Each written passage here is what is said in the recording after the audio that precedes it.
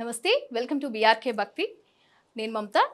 మనతో పాటు ఇప్పుడు మాట్లాడడానికి ప్రముఖ జ్యోతిష్య పండితులు గోనుగుంట్ల సురేష్ బాబు మనతో పాటు ఉన్నారు. వారిని అడిగి మనం చాలా విషయాలైతే తెలుసుకుందాం. నమస్తే గురుగారు. నమస్కారం అండి మమత గారు. సో ముందుగా మనం హిందూ సాంప్రదాయం ప్రకారం మనం చాలా అన్ని పండుగలు చేసుకుంటూ ఉంటాం. సో ముందు మనకి రథసప్తమి అనేది వస్తుంది. సో రథసప్తమికి ఏ విధంగా పూజా విధానం అనేది ఉంటుంది? రథసప్తమి అంటే ఏంటి? అది ప్రజలకు కొంచెం తెలియజేయండి. సో మమత గారు, మనం కనుక చూసుకున్నాం అనుకోండి, మనకి సూర్యుడిని ఏమంటారంటే ప్రత్యక్ష నారాయణుడు అంటారు. నేనే ఉన్నా, నేను దేవుడిని నమ్ముతాను, ఉన్నాడని నేను నమ్ముతాను. ఓకే, కొంతమంది నమ్మరు. సో వాళ్ళు ఏమనుకుంటారంటే, బట్ వాళ్ళు కూడా ఈ భూమి మీద బతకడానికి ఏదో ఒక శక్తి ఉంది కదండి, మనకు ఆ శక్తిని ఇచ్చేది సూర్యుడు, అది అందరికీ తెలుసు. అందుకని సూర్యుని ప్రత్యక్ష నారాయణుడు అంటారు అనమాట. మనకి సైన్స్ ప్రకారంగా చూసుకున్నా కానీ మనకేమంటే కిరణజన్య సమగ్ర క్రియ, సూర్యుని యొక్క కిరణాల ద్వారా పడి అక్కడ నుంచి చెట్లు పెరిగి చెట్ల నుంచి మనకి ఆహారం వస్తుంది. ఆహారం తిని మనం బతుకుతూ ఉంటాం. కూరగాయలు కానివ్వండి, బియ్యం కానివ్వండి, గోధుమలు కానీ ఏదో ఒకటి. ఇదంతా మూల కారణం ఎవరంటేనండి సూర్య భగవానుడు. ఇలాంటి సూర్య భగవానుడికి మన మహర్షులు ఏం చేశారంటే అండి, మనం గ్రాటిట్యూడ్ చూపించాలి. మనకి అంత గొప్ప పని మనకు జరుగుతుంది కాబట్టి మనం ఒక్కరోజు మనం బతకలేం కదా సూర్యుడు లేకపోతే. అందుకని చెప్పేసి మనకి ఎవరైతే జీవనాధారం ఉన్నారో వాళ్ళని జరుపుకోవటం, సెలబ్రేట్ చేసుకోవటం, గుర్తు చేసుకోవటం, వాళ్ళకి గ్రాటిట్యూడ్గా ఉండటం, కృతజ్ఞత చూపటం, భక్తిగా ఉండటం, ఇంకా మనకి ఎక్కువ శక్తియుక్తులు రావాలని ప్రార్థించడం చాలా చాలా ఉత్తమమైన పద్ధతి అనమాట. అందుకు మనకి సూర్య భగవానుడికి 2 పండుగలు పెట్టారు. ఒకటి మకర సంక్రాంతి. సో ఎప్పుడైతే సూర్యుడు ఉత్తరాయణంలో వచ్చేసాడో, అంటే సూర్యుడి యొక్క గమనాన్ని పెట్టేసి మనకి పండగ ఇచ్చేశారు.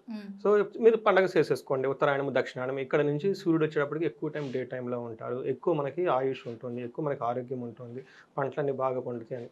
ఇంకొక పండగ మనకి ఇప్పుడు రథసప్తమి అని పెట్టారు. అయితే ఈ రథసప్తమి ఏ రోజు జరుపుకోవాలి అంటే, మనకి ఫిబ్రవరి 4వ తారీఖున మంగళవారం రోజు జరుపుకోవాలి. ఆ రోజు కూడా 7:56 పైన వస్తుందండి సప్తమి. అంతకుముందు షష్ఠి ఉంటుంది. అందుకని పైన జరుపుకుంటే చాలా చాలా మొత్తము ప్రదోషకాలంలో ఈవినింగ్ టైంలో మనం కనుక పూజ కానీ అవన్నీ చేసుకుంటే చాలా బాగుంటుంది. సో రెండో రోజు మళ్ళీ తెల్లవారుజామునకు ముందే వెళ్ళిపోతుంది కాబట్టి మనకి కరెక్ట్గా మనం జరుపుకోవాల్సిన ఎప్పుడంటే 4th జర్నీ జరుపుకోవాలి. అయితే మనకి ఈ 2 పండుగలు అయిపోయిన తర్వాత అసలు సూర్య భగవానుడిని మనం ఆరాధిస్తే మనకి ఏం కలుగుతుంది? అది సైంటిఫిక్గా అంటే ఆధ్యాత్మికంగా కానివ్వండి, లేకుంటే ఏ ప్రకారంగా కానీ మనకి ఏం చెప్తారంటే, సంపద, ఆహారము, వేద విద్యలకు మూలం ఎవరంటే సూర్య భగవానుడు అని చెప్తారనమాట. మనం ఫస్ట్ ఆహారం కనుక చూసుకుంటాం. మనం ఇప్పటిదాకా మనం సైంటిఫిక్గా చెప్పుకున్నాం కాబట్టి మనకి మహాభారతంలో కూడా ఏం చెప్తారంటే, ధర్మరాజుకి ఎక్కువ వాళ్ళు అరణ్యవాసంలో ఉన్నప్పుడు ఏం చేస్తుంటారంటే, చాలామంది వాళ్ళని చూస్తూ పరామర్శించడానికి చాలామంది సామంతరాజులు, పక్క ఉన్న రాజులు, తర్వాత మునులు, యోగులు వీళ్ళంతా వచ్చేసి, అయ్యో మీకు అన్యాయం జరిగిపోయిందే, ఇక్కడుండి బాధపడుతున్నారు, ఇలా జరగకూడదే అని చెప్పేసి వాళ్ళని పరామర్శించడానికి వస్తారు. మరి పరామర్శించడానికి వచ్చిన వాళ్ళకి అతిథి మర్యాదలు చేయాలి కదా. వాళ్ళు ఎక్కడ ఉన్నారు? అడవిలో ఉన్నారు. మరి అడవిలో ఎంతైనా తీసుకొచ్చి పెడతారు. అందుకని చెప్పి ధర్మరాజు, ఆయనకి చాలా ఇంటెలిజెంట్ పర్సన్, మహాజ్ఞాని అనుకున్న, ఓకే మనకి ఆహారం ఇచ్చేది ఎవరంటే సూర్య భగవానుడు కాబట్టి డైరెక్ట్గా ఆయన అడుగుదాం. ఆయన ఎలా అరేంజ్ చేస్తారో అది ఆయన బాధ, బట్ మనం అడుగుదాం అని చెప్పేసి సూర్య భగవానుని ప్రార్థిస్తారు. ఎప్పుడైతే సూర్య భగవాను ప్రార్థిస్తారో వాళ్ళు అక్షయ పాత్ర అనే ఒక పాత్రను వాళ్ళకి ఇస్తారు. సో ఆ అక్షయ పాత్రలో ఎంతమంది వచ్చినా కానీ అన్నం వస్తూనే ఉంటుంది. మనం చదువుకొని ఉంటాం, సినిమాల్లో కూడా చూసుకుంటాం అనమాట. ఆ విధంగా ఆహారాన్ని మనకి చక్కగా అందించే దేవుడు ఎవరు అంటే సూర్య భగవానుడు. మనం ఇప్పుడైనా కానీ మనం ఇందాక మన సైంటిఫిక్ ప్రకారం చెప్పుకున్నా కానీ మనకి భోజనానికి మనం ఈరోజు తింటున్నాం, బతుకుతున్నాం, ఉంటున్నాం అంటే సూర్యుడు కాబట్టి అందుకు ఆయనకి మనం పూజించాలి. రెండోది ఎందుకు పూజించాలంటే సంపదలు. సూర్యుడు మనకు భోజనం అంటే ఓకే, మనం చెప్పుకున్నాం సైంటిఫిక్గా. మన సంపదలు ఎలా వస్తాయి? దీనికి మనకి గణేష్ చతుర్దశిలో మనకి వినాయక చవితి పండగ రోజున మనకి వ్రత కథ ఒకటి ఉంటుంది, శ్రీకృష్ణుడికి సంబంధించిన కథ. ఇందులో ఏం చెప్తారంటే, మనకి సత్రచిత్తు అనే రాజు ఆయన సూర్యుడిని ఉపాసన చేసి సూర్యుడిని తపస్సు చేసి మెప్పించి ఆయన ద్వారా ఒక మణిని తీసుకుంటారు. సో మణి అంటేనే అది మనకి కాస్ట్లీ, ప్రెషస్ స్టోన్. ఆ మణి ఏం చేస్తుందంటే, ఆ మణి ఎక్కడుంటే అక్కడ మళ్ళీ బంగారం వస్తుంది అనమాట. ఆ బణి ఉండటం వల్ల మళ్ళీ ఆ బణి దగ్గరికి బంగారం వస్తూ ఉంటుంది అనమాట. అందుకని చెప్పేసి ఏమవుతుంది, ఆ మణి వల్ల బంగారం వస్తుంది. ఈ మణి ఎవరు ఇచ్చారు? సూర్య భగవాన్ ఇచ్చారు. అంటే భోజనం వస్తుంది, అంటే మనకి తినే ఆహారం వస్తుంది. రెండోది సంపదలు వచ్చేస్తాయి. ఇంకొకటి కూడా మనకు బాగుంటుంది ఏంటంటే వేద విద్యలకు కూడా కారణం కూడా సూర్య భగవానుడే. ఎలా చెప్తారంటే, మనకి అందరికి బాగా ఇష్టమైన దైవం, ప్రతి చోట ఉండే దైవం ఎవరు? ఆంజనేయ స్వామి. అంతే కదా. ఆంజనేయ స్వామి గురు ఎవరు? సూర్య భగవానుడు. సూర్య భగవానుడి దగ్గర 24 గంటల్లో హనుమంతుడు ఇటు ఒక కొండ మీద ఒక కాలు పెట్టి, ఇటు ఒక కొండ మీద కాలు పెట్టి, అంటే సూర్యోదయం నుంచి సూర్యాస్తమయం లోపు సూర్య భగవానుడు ఆంజనేయ స్వామికి అన్ని విద్యలు నేర్పించేస్తాడు. 24 అవర్స్. 24 అవర్స్లో మొత్తం నేర్చేసుకుంటాడు. అందుకని అన్ని వేద విద్యలకు కారణమైన ఎక్కడి నుంచి వచ్చిందంటే సూర్య భగవాను నుంచి వచ్చింది. ఆ తర్వాత మనకి సిస్టంలో ఏం చెప్తారంటే మన వేదిక్ కల్చర్లో, మనకి సనాతన ధర్మంలో, మనకి గురుకుల విద్యలో ఏం చెప్తారంటే ఫస్ట్ పిల్లవాడికి 5 ఇయర్స్ రాగానే ఉపనయనం చేస్తారు. అక్కడ ఉపనయనం అనేది స్టార్టింగ్ పాయింట్ అనమాట ఎడ్యుకేషన్కి. ఉపనయనం ఎప్పుడైతే చేస్తామో ద్విజ అంటే రెండో జన్మ ఎత్తినట్లు అనమాట. ఆ ఉపనయనం చేసినప్పుడు అక్షరాభ్యాసం అది రెండు కరెక్ట్. అంటే దానికి ముందు ఇంకా కొద్ది ప్రొసీజర్ ఉంటుంది అనమాట. వేద విద్యలు అభ్యాసించడానికి ముందు మనకి ఫస్ట్ స్టార్ట్ చేసేది అంటే ఉపనయనం చేస్తారు. ఉపనయనం తర్వాత అక్కడ అవన్నీ స్టార్ట్ అయిపోతాయి అనమాట. ఈ ఉపనయనం స్టార్ట్ చేసినప్పుడు వీళ్ళకి గాయత్రి మంత్రాన్ని ఉపదేశం చేస్తారు. ఈ గాయత్రి మంత్రం నుంచి అన్ని వేదాలు పుట్టినాయి. సో ఈ గాయత్రి మంత్రం ఎవరిని మనం ఉపాసన చేస్తామంటే సూర్య భగవానుడు చూస్తాం. సత్ వితర్ విరేణ్యం సత్తూరు అంటాం. సత్తూరు అంటే ఎవరంటండి మనకి సూర్య భగవానుడు అనమాట. అంటే సూర్య భగవానుడికి మనం స్టార్టింగ్ నుంచే మనకి గాయత్రి మంత్రం తర్వాత అక్కడ నుంచి వేద విద్య అవన్నీ మనకి వేదాలంతా నేర్చుకునే సిస్టమ్ అంతా స్టార్ట్ అయిపోతుంది. అందుకని గాయత్రి మంత్రం ఎవరైతే ఉపాసన చేస్తారో వాళ్ళకి వేద విద్య వచ్చేస్తుంది.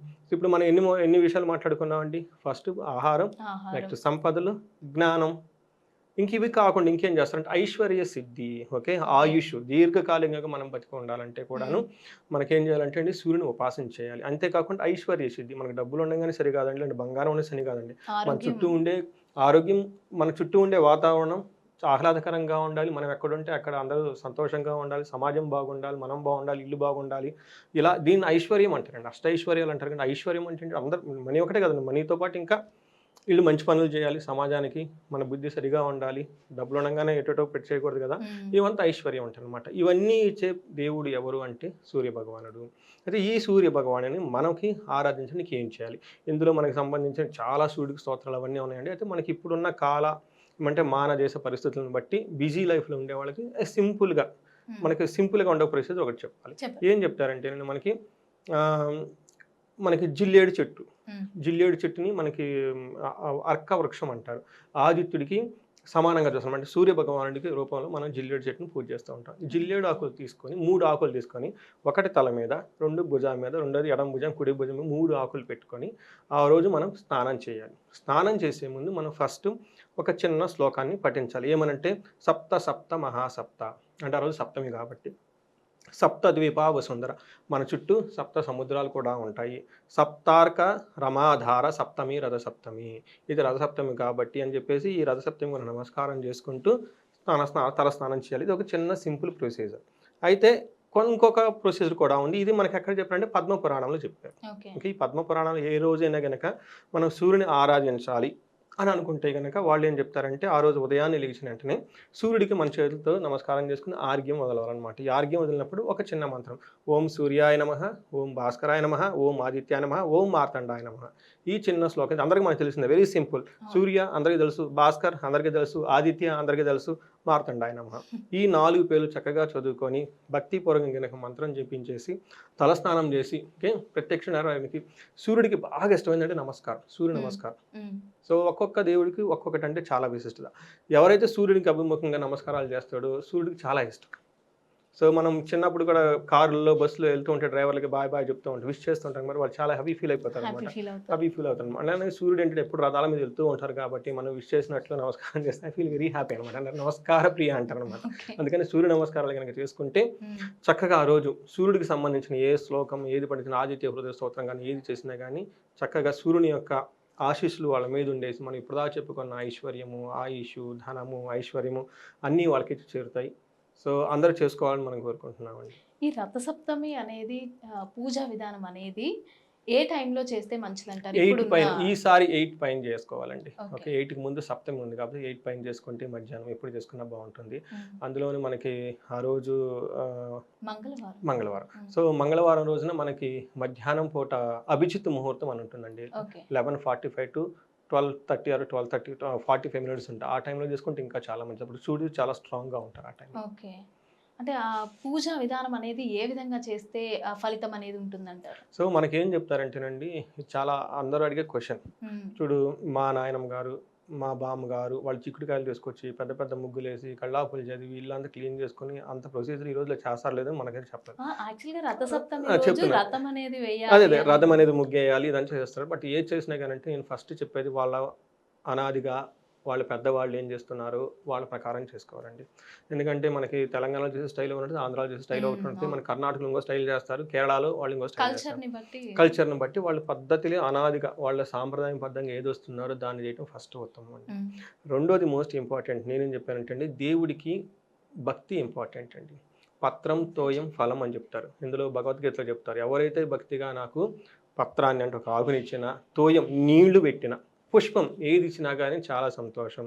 నేనేం చెప్తానంటే ప్రొసీజర్ చాలా ఉంటుందండి, మీకు ఎంత ఓపికత అంత గూగుల్లో చూడండి, నెట్లో చూడండి, ఏది చేసినా ఓకే, బట్ చేసేది చాలా భక్తిగా చేయాలి.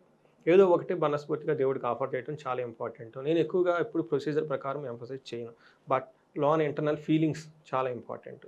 బట్ అందరూ నేను చెప్పేదంటే ఆదిత్య హృదయ స్తోత్రం చదివితే వర్కింగ్ పీపుల్ ఎవరైనా కనుక ఉంటే, ఇంకొకటి సూర్యునికి ఒక కృప మన మీద లేకపోతే ఏమవుతుంది, ఫాదర్కి తండ్రి కొడుకులకి గొడవలు వస్తాయి, తర్వాత వచ్చేటప్పటికి బాస్కి మనకి గొడవలు వచ్చేస్తాయి, బాస్కి తర్వాత గవర్నమెంట్ అఫీషియల్స్కి మనకు గొడవలు వచ్చేస్తాయి. ఎవరికైనా గవర్నమెంట్ అఫీషియల్ నుంచి విపరీతంగా ఈ నోటీసులు ఆ నోటీసులు ఈ రైడ్లు ఆ రైడ్లు జరుగుతూ ఉంటే ఈ కేసులు ఆ కేసులు అని గవర్నమెంట్ రిలేటెడ్ ఇది కంపల్సరీ చేసుకోవాలి. తర్వాత ఫాదర్కి కొడుకు ఎప్పుడు పడదు, ఆస్తి గొడవ ఆ గొడవ ఇదో గొడవ ఉంటుంది. వాళ్ళకి ఒక పేరుకి వాళ్ళ తండ్రి కొడుకులే కానీ ఏదో ఒకటి గొడవలు ఉంటూ ఉంటాయి, ఆస్తుల గురించి దాని గురించి. ఇలాంటి వాళ్ళకి ఇంకెవరైనా మనం చెప్పండి ప్రమోషన్స్ లేక అసలు ఈ జాబ్ ఉంటుందా లేదా, ఏదో జాబ్ ఉంటుంది కానీ అందులో మనం సంపాదన సరిగా రాదు, సక్సెస్ అవుతామో లేదో, బయటకు వదిలిపెట్టి పోలేము, ఇక్కడ మనకు గ్రోత్ రాదు, ఈ టైప్ ఒక హ్యాంగింగ్లో ఉంటారు అనమాట, ఫ్రస్ట్రేషన్గా జాబ్ చేస్తూ ఉంటారు. ఇలాంటి వాళ్ళకి జాబ్ రావడానికి కూడా ఆదిత్య హృదయ స్తోత్రాన్ని ఆ రోజు కనుక అన్ని ఎక్కువ సార్లు కనుక అన్ని సార్లు చదివితే, అట్లీస్ట్ 3 సార్లు భక్తిగా కనుక చదవగలిగితే ఈ సూర్యుడికి సంబంధించిన దోషాలు ఏమైనా ఉంటే పోయేసి చక్కగా వాళ్ళు గుర్తులోకి వస్తారు. మంచి విషయం చెప్పారు. సో రథసప్తమి రోజు ఏ విధంగా చేయాలి, పూజా విధానం ఏ విధంగా అనేసి అని చెప్పి గురువుగారు తెలియజేశారు కదా. మరో ఎపిసోడ్తో మళ్ళీ కలుద్దాం.